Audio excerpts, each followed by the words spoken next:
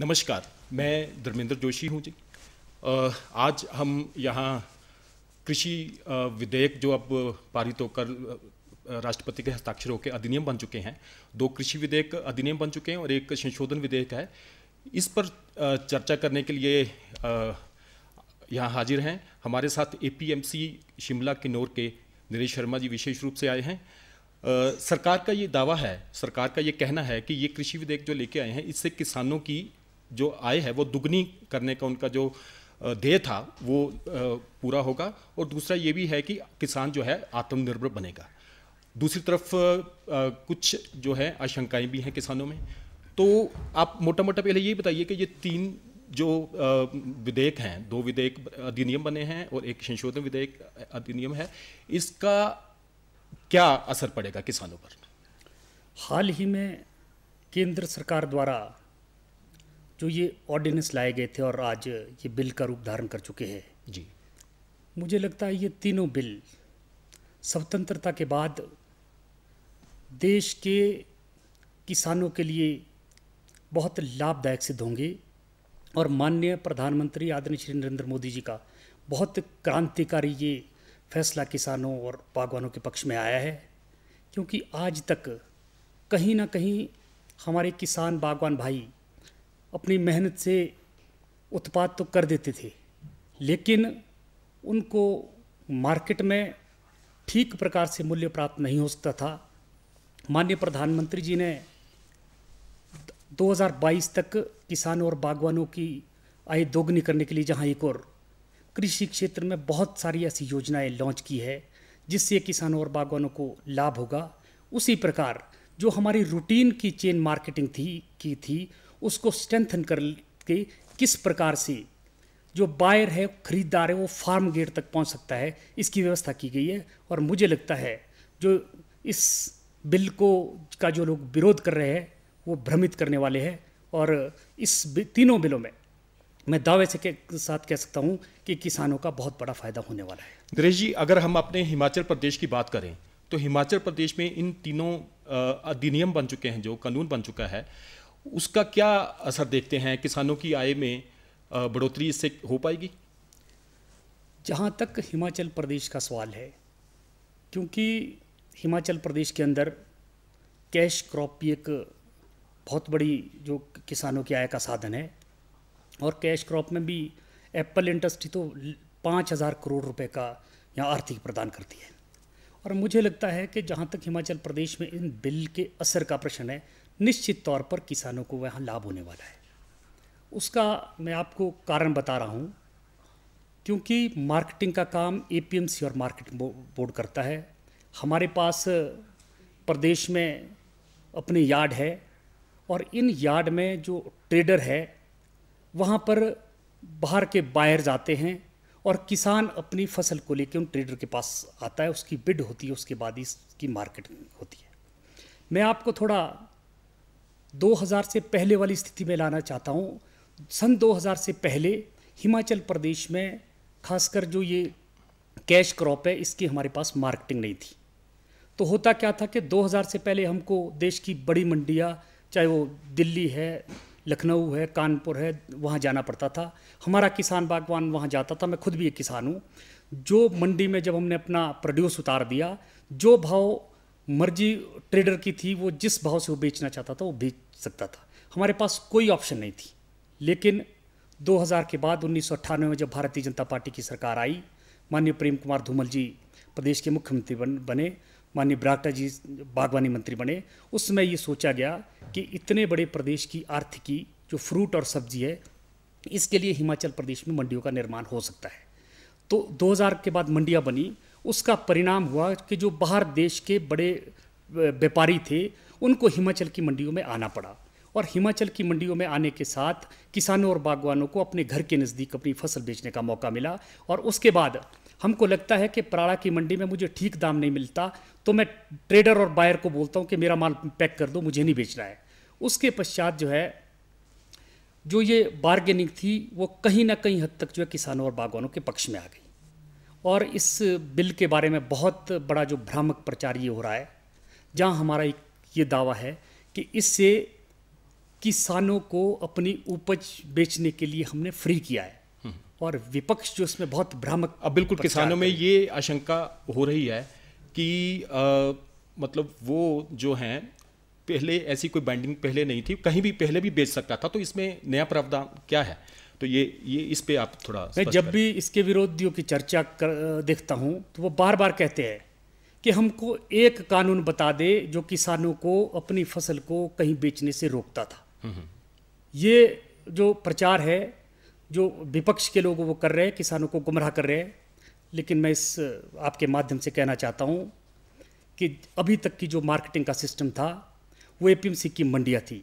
ये ठीक है कि किसान और बागवान चाहे तो हिमाचल में, चाहे दिल्ली में, चाहे लखनऊ में अपनी फसल को बेच सकता था, लेकिन किसी भी मार्केट में जाने पर उसको ट्रेडर के पास ही जाना पड़ता था, चाहे वो देश की किसी मंडी में जाना। इस बिल के बाद देश के किसी भी कोने का जो बायर है, खरीदार है, वो सीधा किसान के खेत पर जा सकता है और उसके खेत से उसकी फसल को खरीद सकता है, और वहाँ किसान की मर्जी है कि उसने किस भाव बेचना है या नहीं बेचना है। दूसरा पक्ष ये है कि जब बायर खेत तक आएगा और उसका सामान खरीदेगा, जहां विपक्ष ये विरोध कर रहा है, मैं आपको थोड़ी देर के लिए ये बताना चाहता हूं। किसानों में एक ऐसा भी आशंका है कि शायद जो जमीन है वो बड़ी कंपनियों के हवाले हो जाएगी।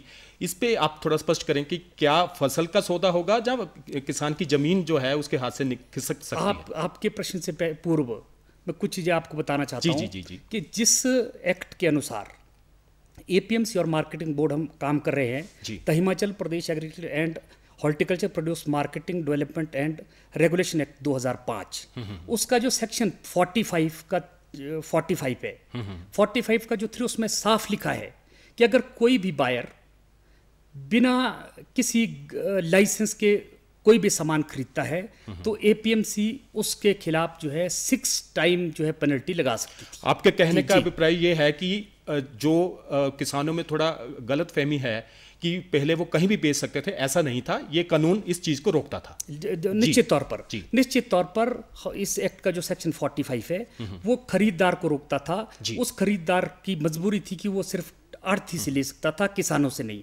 अब क्या होगा कि अब जो खरीदार है, देश के प्रधानमंत्री आदरणीय नरेंद्र मोदी जी ने ये फैसला इस एक्ट में किया है कि खरीदार सीधा फार्म गेट खेत पे जा सकता है, वहां से प्रोक्योर कर सकता है, उसको किसी प्रकार की कोई कमीशन नहीं देनी पड़ेगी। जहां तक मंडियों का सवाल है, मंडी के अंदर और मंडी के बाहर जो प्राइवेट मार्केट यार्ड है उनको मार्केट फीस उनके लिए है।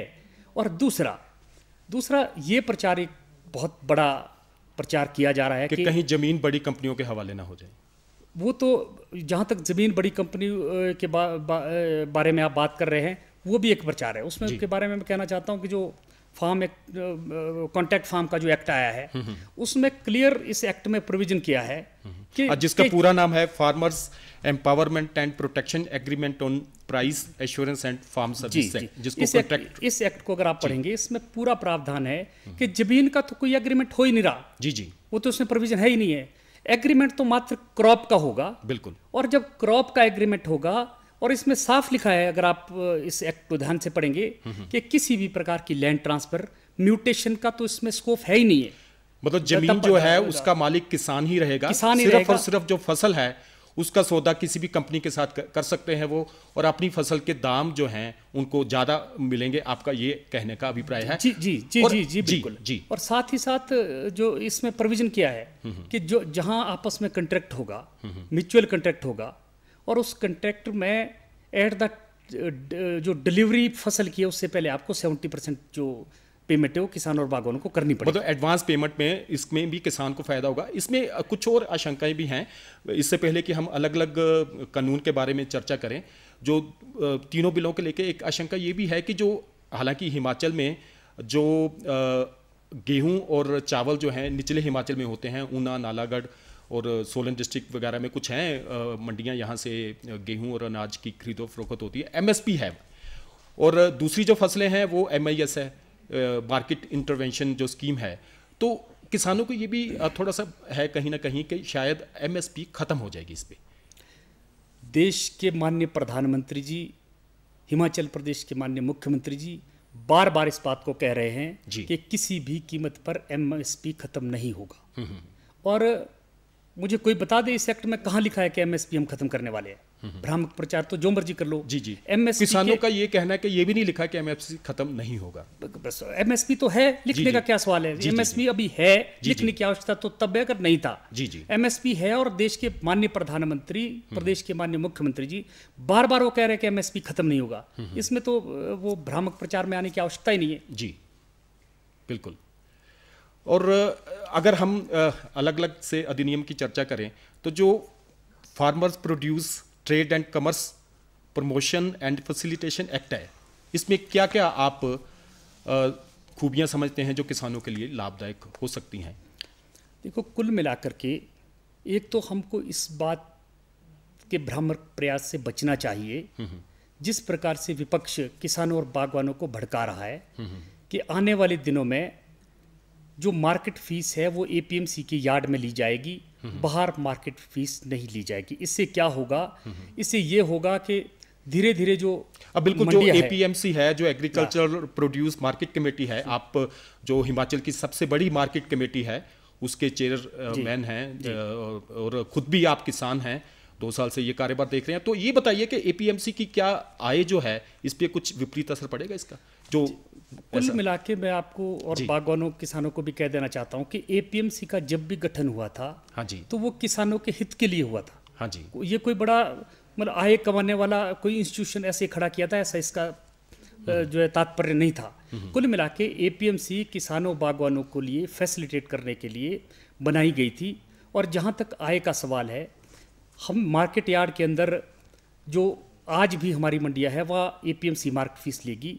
और बाहर भी जो प्राइवेट मार्केट यार्ड है, सब यार्ड है, उनसे भी हम जो है मार्केट फीस कलेक्ट करेंगे। अगर किसान सीधी फसल बेचेगा तो भी आप तो फिर कैसे? अगर वो बायर को बेचेगा तो नहीं। लेकिन साथ ही मैं ये कह देना चाहता हूँ, जहाँ हाल ही में प्रदेश के माननीय मुख्यमंत्री श्री जयराम ठाकुर जी ने ये कहा है कि एपीएमसी किसी भी प्रकार से बंद नहीं होगी, तो मैं तो ये भी इस पक्ष में भी हूँ कि अगर ये लगता है कि एपीएमसी की इनकम खत्म भी हो रही है, कम हो रही है, फिर भी सरकार जो है ग्रांटेड एड दे सकती है। और 10 करोड़ रुपया तो अभी हमको ग्रांटेड मिल ही रहा है, और मुश्किल से जो है 50 करोड़ के आसपास पूरे प्रदेश में मार्केट बोर्ड एपीएमसी की जो इनकम है, तो एपीएमसी को बचाए रखना ये सरकार का काम है। और इसमें सरकार, माननीय प्रदेश के मुख्यमंत्री जी ने कह भी दिया है किसी प्रकार से एपीएमसी के यार्ड भी चलेंगे।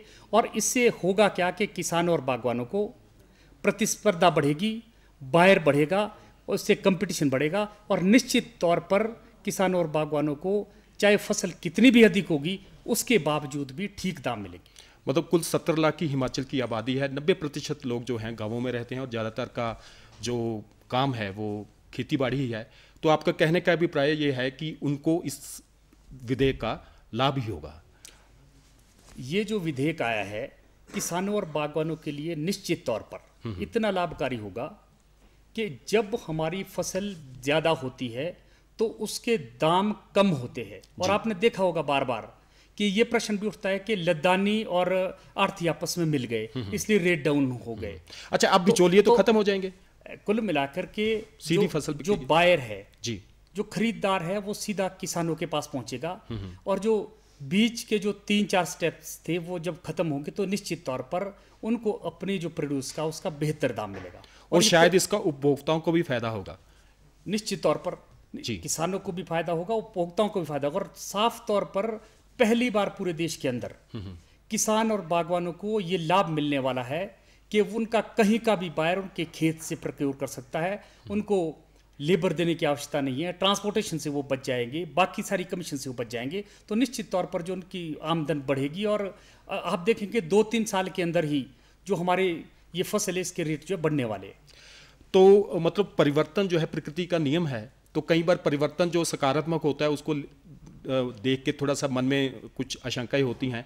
तो आपके कहने का मतलब जो भी ये है कि कहीं उनकी ज़मीन जो है वो कंपनियों के वो ना हो जाए, कहीं एमएसपी ना ख़त्म हो जाए, कहीं मार्केट कमेटियाँ ना बंद हो जाए, ये सिर्फ उनमें एक गलत फहमियाँ पैदा की जा रही हैं। आपका कहने का अभिप्राय यही है? कुल मिलाकर जो ये तीनों बिल देश की सरकार ने जो लाए हैं, तीनों बिलों का देश के किसानों को बहुत बड़ा लाभ होने वाला है। लेकिन नुकसान किसे है? नुकसान उस विपक्ष को है जब 2-3 साल बाद अगली साल को किसानों को अच्छे भाव मिलेंगे, तो जो हमारा विपक्ष है उनको लगेगा कि वो 70 साल में ये फैसिलिटी किसानों और बागवानों को नहीं दे पाए। आप ध्यान से देखेंगे तो जो कांग्रेस पार्टी के जो मैनिफेस्टो थे उन्होंने उसमें उसका जिक्र किया था, लेकिन ऐसा ऐतिहासिक कदम लेने के लिए जो है दृढ़ इच्छा शक्ति थी, बिल्कुल ये सरकार वो उनमें जो नहीं थी। मंत्री बैठे हैं, माननीय देश के प्रधानमंत्री आदरणीय मोदी जी में ये दृढ़ शक्ति है कि उन्होंने पूरी मार्केटिंग चेन को बदल करके जो किसानों का मूवमेंट अपनी फसल तैयार करने के बाद देश की मंडियों की तरफ रहता था, इन बिलों के आने के बाद देश के जो व्यापारियों का, जो देश के हमारे बायर्स है, उनका मूवमेंट किसानों के खेत की तरफ हो जाएगा। तो निश्चित तौर पर इन बिलों में बिल जो अब कानून बन चुके हैं, राष्ट्रपति के हस्ताक्षर हो गए। अगर हम दूसरे अधिनियम की बात करें, farmers empowerment and protection agreement on price assurance and farm services act, जिसे हम कॉन्ट्रैक्ट फार्मिंग के नाम से भी बुला सकते हैं, इस पे थोड़ी सी चर्चा बीच में हालांकि हो चुकी है, तो इसके बारे में बताएं कि इसमें क्या मुख्य प्रावधान है? ये जो बिल हमारे पास आया है जी, किसानों और बागवानों को इस बात की सहूलियत मिलेगी कि वो किसी कंपनी के साथ, किसी बायर के साथ अपनी फसल का कॉन्ट्रैक्ट एग्रीमेंट कर सकते हैं। ठीक है जी। और उससे क्या होगा कि contract at the time of agreement ही उसकी सिक्योरिटी, उसके दाम की उनको मिल जाएगी। बिल्कुल। इसमें मेरे मन में एक सवाल उत्पन्न हो रहा है कि वो कॉन्ट्रैक्ट कर लेगा, अगर मान लीजिए जब वो कॉन्ट्रैक्ट करता है तब फसल उसको लगता है कि भी इतने की बिकेगी, सपोज 500 रुपए की बिकेगी, लेकिन जब मार्केट में आती है तब उसका दाम मान लो 700 रुपए है, तो उसको घाटा नहीं पड़ेगा। जहां दूसरी तरफ ये भी है कि अगर वो कम में होगा तो पूरे में लेनी पड़ेगी। इस पे थोड़ा सा कुछ किसानों में भ्रम है। इस भ्रम करने की आवश्यकता नहीं। इस बिल में साफ लिखा है जी कि eight the time of agreement जो रेट होगा, जी, एट द टाइम और डिलीवरी अगर वो रेट बढ़ेगा तो उसका 50% जो है किसानों को देना पड़ेगा। ये इस बिल में साफ। और अगर कम होगा तो अचानक कम भी हो सकता है, किसान को फायदा होगा, एग्रीमेंट का रेट पे करना पड़ेगा, पे करना पड़ेगा। ये इस बिल में साफ लिखा जी जी। जो किसानों के मन में सवाल है, है, हम चाहते हैं कि वो आपके माध्यम से सारे स्पष्ट हों ताकि मन में कोई आशंका ना रहे, इसलिए ये सवाल जो हैं करने लाजमी हैं। तो अगर उसकी बात करें, एसेंशियल कमोडिटीज जो अमेंडमेंट एक्ट है, जो जरूरी वस्तु अधिनियम में संशोधन हुआ है, उस संशोधन से कुछ किसान ये कह रहे हैं कि अब पहले एक सीमा तय की हुई थी कि इस सीमा तक आप जो हैं कोई भी खरीद फरोख्त की जा सकती है, लेकिन वो सीमा हटा दी गई है। इससे काला बाजारी बढ़ने का कहीं नहीं लगता आपको कि कोई आशंका हो सकती है? देखो, जहाँ तक काला बाजारी की आवश्यकता है, क्योंकि मार्केट डिमांड और सप्लाई पे डिपेंड करती है। जी जी जी। और ये सरकार का फर्ज भी है कि उसको बैलेंस करे जी। और उस बैलेंस को करने के लिए सरकार नियम बना सकती है, कानून बना सकती है, सरकार उसके लिए कभी भी सक्षम है। लेकिन जो ये अमेंडमेंट बिल, जो अमेंडमेंट हमने की है इस बिल में, कुल मिलाकर के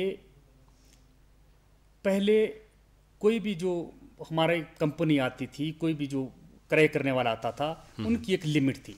और उसके बाद सपोज करो किसी ने प्रोसेसिंग प्लांट लगाना है, हाँ, किसी ने सीए स्टोर लगाना है, प्रोसेसिंग प्लांट की मशीनरी वो करोड़ों रुपए में आती है, हाँ, लेकिन उसके ऊपर एक तलवार लटकी थी कि इससे ज्यादा ऊपर प्रोक्योर नहीं करेगा।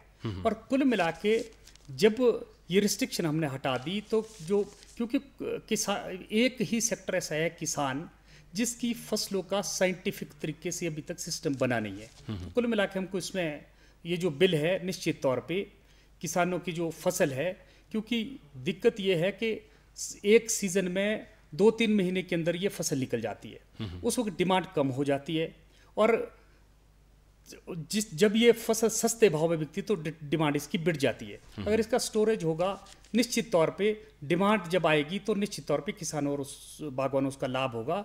और इस बिल में प्रोविजन किया गया है कि अकाल पड़ने पर या फसल कम होती है तो ये जो एक्ट का प्रोविजन है ये लागू नहीं होगा। तो मुझे लगता है इसमें ज़्यादा चिंता करने की आवश्यकता नहीं है। जी, हिमाचल में मुख्य तौर पर जो है एप्पल की फसल बहुत होती है, सेब की फसल बहुत होती है, और फ्रूट्स भी होते हैं दूसरे भी, और सब्जियां वेजिटेबल्स भी होती हैं। तो एप्पल मार्केट को, मेन मार्केट हिमाचल की यही है। इन तीनों अधिनियमों का क्या लाभ होने वाला है? जहाँ उनके इन बिलों के बारे में, इन अधिनियमों के बारे में जो एप्पल ग्रोवर्स हैं उनके मन में जो आशंकाएं हैं उनके बारे में आप क्या कहना चाहेंगे? जहाँ तक एप्पल ग्रोवर्स का सवाल है जी। तो ये जो 3 बिल है, मुझे लगता है इन तीनों बिलों का बहुत बड़ा फायदा हमारे ग्रोवर्स को होने वाला है। जी। जैसे अभी तक यद्यपि जो एपीएमसी की मंडियां थी और प्राइवेट मार्केट यार्ड, ये दोनों अभी काम कर रहे हैं। आप चाहो तो हमारी पराला मंडी में सेब बेच लो। शिमला और किन्नौर में कुल कितनी मंडियां हैं? पूरे प्रदेश में तो 66 हैं शायद, तो जो ये सबसे बड़ी है एपीएमसी, तो यहाँ कुल कितनी अंदाजा होगी जी मंडी? कुल मिलाकर के यहाँ पर हमारी जो 13 मंडियां है जी, अभी तक वो वर्किंग में है। ये जो एप्पल्स वगैरह की एमएस के माध्यम से और निश्चित तौर पे अभी 27 तारीख को प्रदेश के माननीय मुख्यमंत्री श्री जयराम ठाकुर जी ने जी यहाँ पर शिमला किन्नौर में 130 करोड़ रुपए की जो शिलान्यास किए हैं और जल्दी ही इस मंडियों को हम एक्सपेंड करने वाले हैं। जहाँ तक आपने मुझे कहा, इस बिल के आने के बाद जी जो बायर जिसका यहाँ लाइसेंस नहीं था वो यहाँ पर सेब किसानों से नहीं खरीद कर सकता था। उसकी कंपल्शन थी कि उसको जो है लाइसेंस लेना पड़ता था। नहीं, आढ़तियों से ही सेब खरीदना पड़ता था। अच्छा। और आढ़तियों को उनको कमीशन पे करनी पड़ती। अब आढ़तियों का बीच में भूमिका खत्म हो कोई जाएगी। भी बायर अगर चाहे तो किसी के बगीचे पे जाकर वो सेब खरीद सकता है और निश्चित तौर पर उससे किसानों को अच्छे दाम मिलने वाले हैं। अच्छा नरेश शर्मा जी, एक सवाल मन में उत्पन्न हो रहा है कि कोई भी जो खरीद करने वाला है वो किसान के बगीचे में जाके सौदा कर सकता है। अगर किसान ये चाहे कि जो मेरे पास आया है खरीदने के लिए उसमें वो दाम नहीं दे रहा जो मिलना चाहिए, तो क्या किसान भी बाहर जाके सौदा कर सकता है कहीं दूर किसी व्यापारी के साथ? और अगर उसको दूर जाना पड़ेगा, सपोज हिमाचल का शिमला का किसान जाना चाहता है, दिल्ली जाना चाहता है, या उसको लगता है मुंबई में रेट ज़्यादा मिल जाएगा, तो वो तो बड़ा किसान ही जा पाएगा, छोटा किसान तो जा नहीं पाएगा। ऐसे में मतलब क्या आपको लगता है इसका क्या कुल मिला के यहाँ बहुत बढ़िया ऑप्शन है। किसी को लगता है मेरा खेत में मुझे सेब बेचना तो वो बेचे, नहीं तो यहाँ एपीएमसी की यार्ड है। वैसे तो ज्यादातर तो आते ही हैं, लेकिन यहाँ प्राइवेट मार्केट जो किसानों के मन में सवाल हैं वो यहाँ लोकल हमारी मंडियाँ बहुत अच्छी है। और लास्ट ईयर 1,25,00,000 बॉक्स हमने एपीएमसी की यार्ड में बेचे हैं जी, और 1,33,00,000 बॉक्स जो है शिमला और किन्नौर के अंदर ही प्राइवेट मार्केट यार्ड में बिकी जी। जो ऊपरी हिमाचल है वो सेब की फसल के लिए जाना जाता है, बिल्कुल सही कह रहे हैं आप। और कुल कितना, आप अगर दर्शकों की जानकारी के लिए बता दें, कुल कितना जो कारोबार है सेब जो है वो पूरी फसलों में करते हैं, कितने प्रतिशत, कितने करोड़ का हर साल, और बाकी फसलों का क्या है, और कितना बढ़ने की आपको लगता है कि इससे क्या कितना बढ़ सकता है? कुल मिलाकर के पूरे प्रदेश में 5,000 की आर्थिकी सेब की ही है। 5,000 करोड़ की आर्थिक सेब पर निर्भर है हर साल। निश्चित तौर पर और इन 3 अधिनियमों के बाद ऑक्सीजन जो वेजिटेबल है वो हम लोग, हमारे किसान और बागवान भाई उत्पाद करते हैं, जब पूरे देश में कहीं भी सब्जी पैदा नहीं होती है जी। और यहाँ तो वैसे भी अगर हम बात करें, हमारे जो ट्राइबल एरियाज हैं, खासतौर पर लाहौल स्पीति, लाहौल का तो आलू जो है वो काफ़ी बढ़िया गुणवत्ता का माना जाता है, क्योंकि ना वहाँ पेस्टिसाइड यूज़ होता है ना कुछ होता है। तो इनकी इस तरीके की फसलें जो खास एरियाज़ में होती हैं वो उनकी एक अलग ही महत्वता है। हिमाचल प्रदेश का सेब, हिमाचल प्रदेश की ऑक्सीजन जो सब्जी है वो पूरे देश में विख्यात है जी। और अब पूरे देश के जो बायर है वो स्वतंत्र है कि वो चाहे तो वो कॉन्ट्रैक्ट फार्मिंग कर लें, वो चाहे तो हायर साइड में स्टोर कर लें जी, और वो चाहे तो किसानों और बागवानों के बगीचों से प्रोक्योर कर लें जी। मेरे मन में एक सवाल आ रहा है, आपका मैं जवाब सुनूंगा। हालांकि ये विधेयकों से, अधिनियमों से सीधा सीधा जुड़ा नहीं है। अभी जो रोहतांग टनल जो है, जो अटल टनल रोहतांग भी शुरू हो रही है, उसको प्रधानमंत्री जी नरेंद्र मोदी साहब आएंगे 3 अक्टूबर को, उद्घाटन करेंगे। तो वो जो लाहौल का एरिया था, जो लाहौल वैली थी, उसमें भी जैसे आलू हो गया, बाकी और वहाँ की फसलें थी, वो मुख्यमंत्री जी का आज ये कहना था कि वो जो है वो पूरे बाकी देश के हिस्सों तक जा पाएंगे और वहाँ भी काफ़ी लाभ होगा किसानों को। और विधेयकों का और ये सारी जो डेवलपमेंट हो रही है, जो विकास हो रहा है, तो इससे किसानों की आय जो दुगनी करने का लक्ष्य केंद्र और राज्य सरकार ने रखा है, और आत्मनिर्भर किसान बनाने का जो लक्ष्य है, ये 3 विधेयक क्या उसमें अपनी भूमिका अच्छे से निभा पाएंगे और विकास जो है ये दोनों मिलकर ये कर पाएंगे? जहाँ तक रोहतांग टनल का सवाल है तो देश के पूर्व प्रधानमंत्री अटल बिहारी वाजपेयी जी का ये सपना था और निश्चित तौर पर ये सपना पूरा भी हो रहा है जी। और जहाँ तक इस टनल का सवाल, निश्चित तौर पर लाहौल देश के बाकी हिस्सों से लंबे टाइम तक कटा रहता था। बिल्कुल सही बात, 5-6 महीनों के लिए जी। किस प्रकार से आती थी, किस स्थिति में आती थी? फसलें तो एक तरफ अगर कोई बीमार पड़ जाता था तो उसको हेलीकॉप्टर से लाना पड़ता था, 6 महीने के लिए बंद हो जाता था बर्फ के कारण। देश के बाकी हिस्सों से वो लगातार कनेक्ट रहेगा, इससे बहुत बड़ा लाभ होने वाला है जी। इसमें तो कोई प्रश्न तो वहाँ जो है एक किसानों को भी एक जो कह सकते हैं कि उनको भी अपनी फसल का उचित दाम मिलेगा और उनकी फसल जो है दूर दूर तक पहुँच पाएगी, क्योंकि ट्रांसपोर्ट जो है, यातायात एक बड़ा माध्यम होता है अपनी कोई भी प्रोड्यूस, कोई भी फसल, कोई भी चीज़ लोगों तक, उपभोक्ताओं तक ले जाने के लिए। तो ये दोनों चीज़ें मिलके आपका कहने का अभिप्राय है कि ये, तो आपको क्या लगता है इनके दूरगामी परिणाम होंगे? कुछ किसानों में जो भ्रम हैं वो क्यों हैं फिर?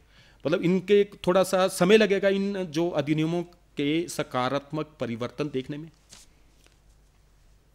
मेरा ये कहना है कि जहाँ तक भ्रम का सवाल है, किसानों के भ्रम का सवाल है, बहुत भ्रामक प्रचार इसमें किया जा रहा है जी। और प्रदेश के प्रधानमंत्री, प्रदेश के सम्मानीय मुख्यमंत्री जयराम ठाकुर जी ने साफ शब्दों में कह दिया गया है, ना एपीएमसी बंद होगी, ना एमएसपी बंद होगा। जी बिल्कुल। और इन सब चीजों के बाद जी देश के प्रधानमंत्री जी ने देश के बड़े व्यापारियों का, कंपनियों का समय की पाबंदी है खेतों की तरफ कर दिया और इसका बहुत बड़ा लाभ। बिल्कुल नरेश शर्मा जी, आपने अपनी बात को बड़े ही अच्छे शब्दों में रखते हुए किसानों में पैदा भ्रम को दूर करते हुए जो इसकी अच्छाइयां हैं इन तीनों अधिनियमों की वो सामने रखी। एपीएमसी के आप सबसे बड़ी हिमाचल की जो मार्केट कमेटी है उसके चेयरमैन हैं किन्नौर और शिमला के। आपका स्टूडियो में आने के लिए बहुत बहुत धन्यवाद। धन्यवाद।